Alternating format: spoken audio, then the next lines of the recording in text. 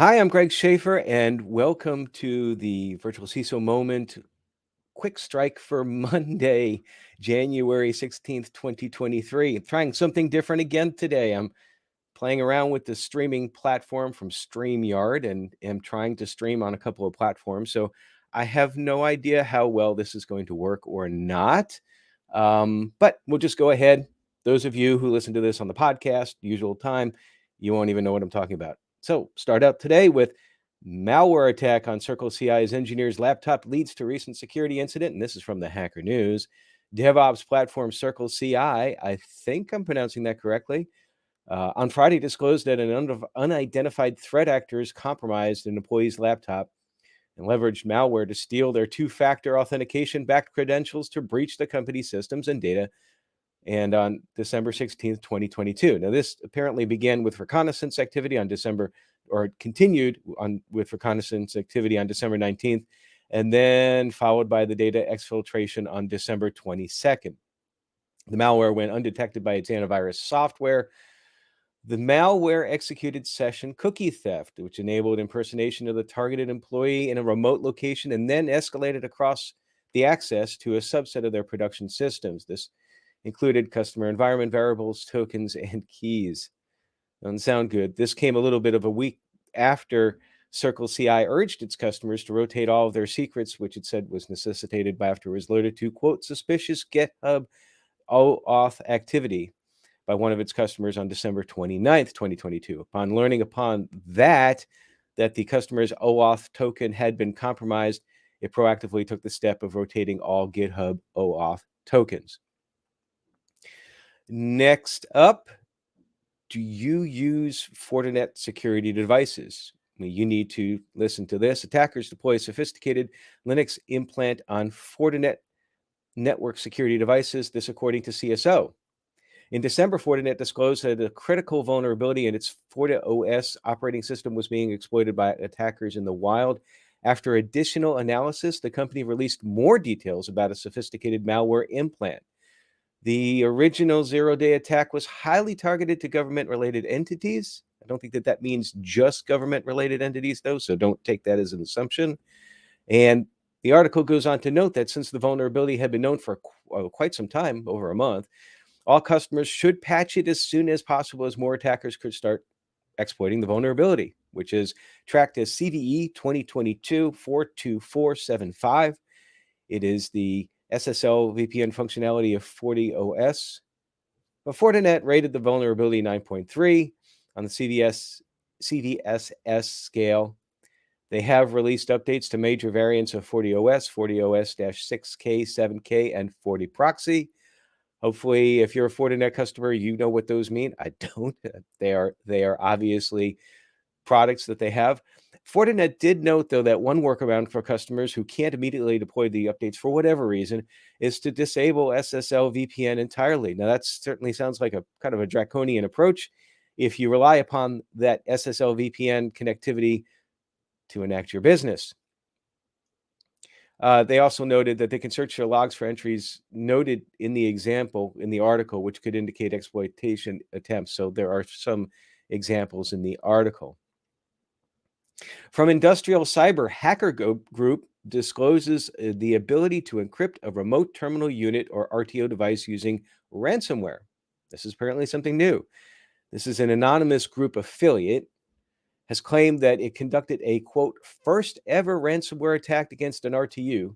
And RTUs are small devices typically deployed across industrial control system environments. This ransomware attack executed GhostSec ransomware during Op Russia, hashtag Op Russia. This is apparently this group's favorite operation. And explained that it as only they can in support of Ukraine. In its Twitter message, Anonymous Operations wrote that, quote, everybody knows that GhostSec has been raising the bar since we started attacking ICS, industrial control systems. Now it's time to push the hacking history even further beyond. It's time to write our name in a new hacking game. It's to start a new race. Apparently that refers to a cyber attack arms race, sounds like. Anonymous added that the age of ransomware is now here. Security researcher Joe Sluknik Slowick, excuse me, noted in a Thursday post that ransomware impacting industrial operations and environments is a very much a real thing, as documented by multiple parties. This quote from him: "The scope and nature of such operations, though, will almost certainly be limited to what has been observed to date, operations targeting IT and IT-based systems with inadvertent and sometimes quite limited industrial impacts." Well, to me, it does seem that ICS will be targeted and threat actors will continue to see the value of attacking, or as the article pointed out, at least in the value of saying that they claim to attack ICSs. From dark reading, Norton LifeLock warns on password manager account compromises. This seems to be a little bit of an ongoing theme. Norton LifeLock customers have fallen victim to a credential stuffing attack. Cyber attackers used a third-party list of stolen username and password combinations to attempt to break into Norton accounts and possibly password managers. LifeLock is sending data breach notifications to customers, noting that it picked up on the activity on December 12th when its IDS systems flagged, quote, "an unusually high number of failed logins," end quote, on Norton accounts. After a 10-day investigation, it turns out that the activity stretched back to December 1st, according to LifeLock. It's not how accounts were actually compromised, though. Attackers were able to access names, phone numbers, and mailing addresses from any Norton accounts where they were successful, and LifeLock can't rule out that strong passwords in the password manager were not compromised. Now, the article goes on to explain, in case you're not aware of a credential stuffing attack, that in such a case, threat actors use a list of logins obtained from another source, buying cracked accounts on the dark web, for example, to try against new accounts, hoping that users will have reused their email addresses and passwords across multiple platforms, which is why we as security evangelists say don't do that. So that in case you have one password, username, password combination compromised, it won't compromise multiple systems. The article wraps up by saying that attackers lately have been focusing on identity and access management systems. Of course, LastPass being the most recent and probably most well known. And this is because one compromise can unlock data across several high value accounts for attackers. Now, also from dark reading, just a little note here that Cloudflare has been awarded a $7.2 million contract from the Cybersecurity and Infrastructure Security Agency, CISA, to provide registry and authoritative DNS services to the .gov top-level domain. Now, most of you know CISA as the nation's top risk advisor. They work with partners to defend against today's threats and collaborating to build a more secure and resilient infrastructure for the future. That's from the article, not from a CISA marketing brochure. CISA builds the nation's capability to defend against cyber attacks by providing cybersecurity tools and so on. And they make .gov domains available at no cost to US-based government organizations. And so with this contract, Cloudflare will be providing managed name servers for the .gov zone and authoritative DNS hosting for .gov domain names. So in other words, whenever you're going to go to something.gov, like tn.gov or tennessee.gov or something like that, you'll be hitting a DNS record that is managed by Cloudflare. Next, I have a little bit of a tripware blog where C-suite security, how IT teams improve security culture. You know, security culture can be nebulous, even maybe more so than, like, say, risk appetite, although the two are closely intertwined. Defining what security culture means is a little bit of a difficult exercise. So I found this interesting. I think anything that's promoting security culture is worth sharing. Now, according to this blog post, every person in an organization has the potential to enhance security. I would say the responsibility. Thus, the importance of promoting a culture of security across the entire corporate environment, no matter how broadly that environment lies. One way to impact better security behavior is by demonstrating security culture at the highest level of the organization. So they're talking about that C-level security culture is so important. And I'll stop here for a moment and opine. How many times have you, if you've been working with a client or in your organization and your C-suite, say the CEO, they're very hesitant to want to do security training because they don't need to. It's not worth their time. Their time is valuable, maybe as one example. And that's really not a proper methodology to promote security culture awareness and security culture changes, because what happens at the top will filter down. You're setting an example. So it's more important for you to do that as the CEO and other members of the C-suite. So the blog post goes on to postulate about how companies can improve C-suite security culture. One that they say is to engage relevant external organizations. More than 80% of corporate boards view cybersecurity as a business risk and have better profiles for mitigating cybersecurity risk, according to the article. And this could possibly be because they engage with external organizations to share incident information, such as like an ISAC, like FS-ISAC, and are more likely to have established and empowered a CISO, and I would add to that a virtual CISO. I would agree with that. Certainly one of the things that we help our clients with is with sharing threat intel. Number two, implement security-centered culture through awareness training. Workers may improve password security and data privacy while forming online behaviors that will benefit the company. Additionally, making sure that the C-suite is aware of existing security gaps and the risk that they cause is one of the CISO's top priorities. The risk register was to also consider the organization's risk appetite, which we talked about just a moment ago. And then finally, continuous improvement on organizational security programming. The CISO will continue to lead, or should continue to lead, the development of the organization's security program, defining the security mission and the culture to ensure integrity throughout the entire processing of a solid security culture. That sounds a little bit like word salad there to me, but I understand what they're trying to say. So having C-suite serving as a role models in the top will help to highlight a company's overall commitment to cybersecurity. And then just a little note too, as far as there are there's always fraud activity going on or trying to go on with regards to LinkedIn. I'm looking into one right now that may or may not be involved with regards to board recruiting, and I may have something for that on the Friday wrap up.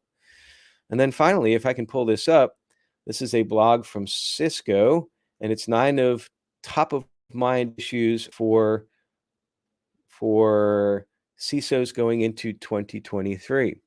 Let me see if I can bring this up. I'm having a little bit of an issue here. Here we go.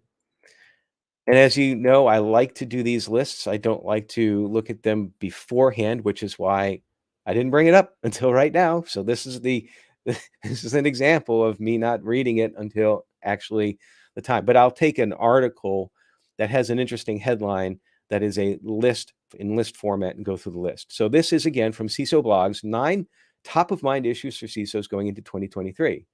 Number 1, CISO in the firing line. Let's see. So one aspect that has come to the fore this year is the CISO's position as guardian of customer private data in the event of a breach and the responsibilities over the level of disclosure they later provide. And this whole area is getting CISOs thinking about their own personal liability more. Well, certainly, sure. I think the trigger for this, they don't mention it here explicitly, but probably would be the Uber breach and then the subsequent legal actions against the former CISO of Uber. So, yeah, I would imagine that would be top of mind for CISOs out there. Number 2, increasing demands for insurers. Absolutely. Cyber insurance, according to the blog, has become a newsworthy topic over the last 24 months, mainly due to the hardening of the market, as insurance products have become less profitable for underwriters and insurers' costs have risen.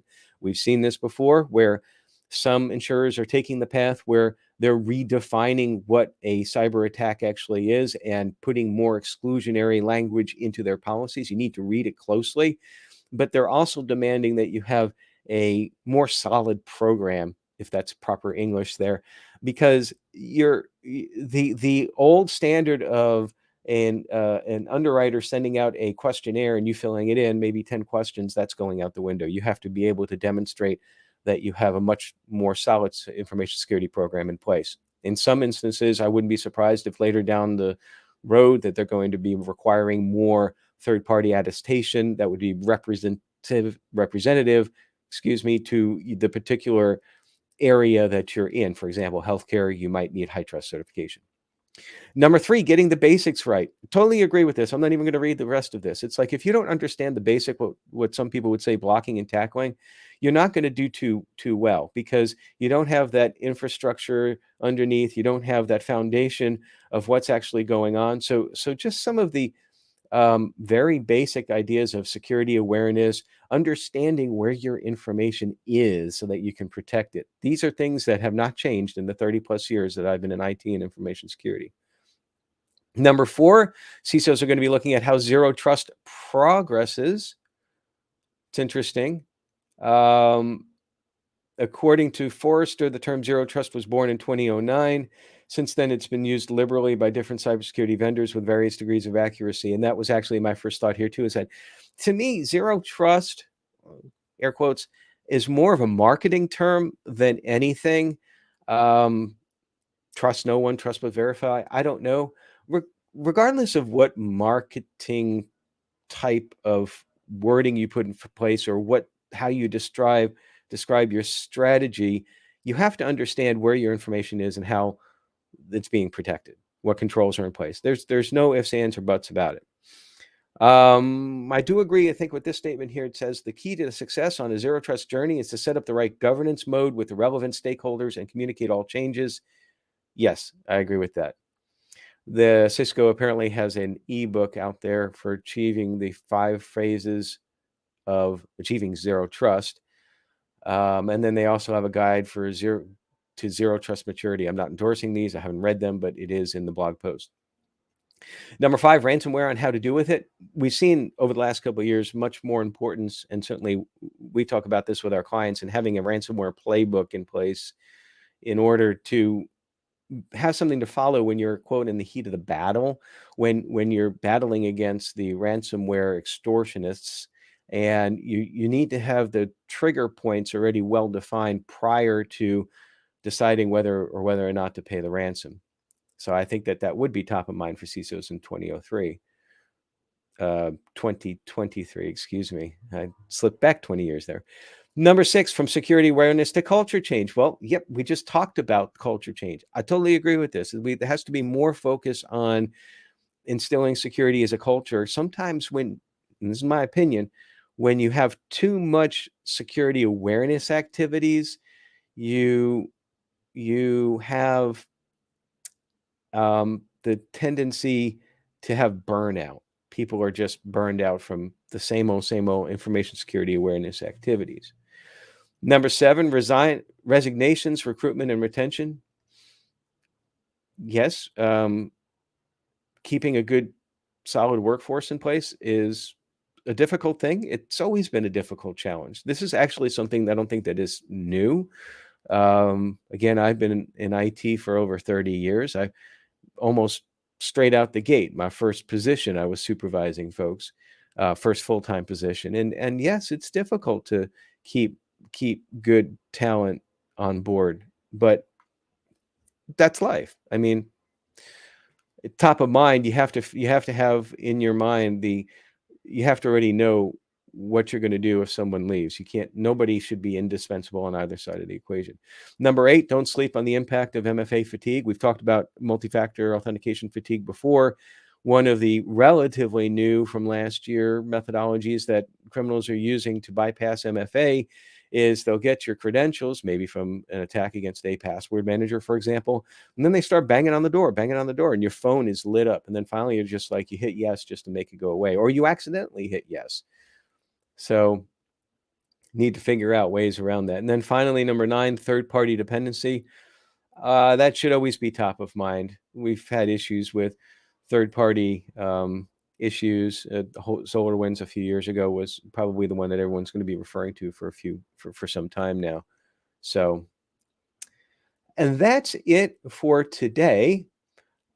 We do have coming up tomorrow, Brent Forrest. He is a CISSP and a virtual CISO, and he will be joining us on the podcast tomorrow for our Tuesday episode. So thank you for all who reached out to try to fill that slot that was taken, that was actually came available because I had the original person scheduled who had to, they weren't able to make it. So watch that. Look forward to that. And until then, stay secure.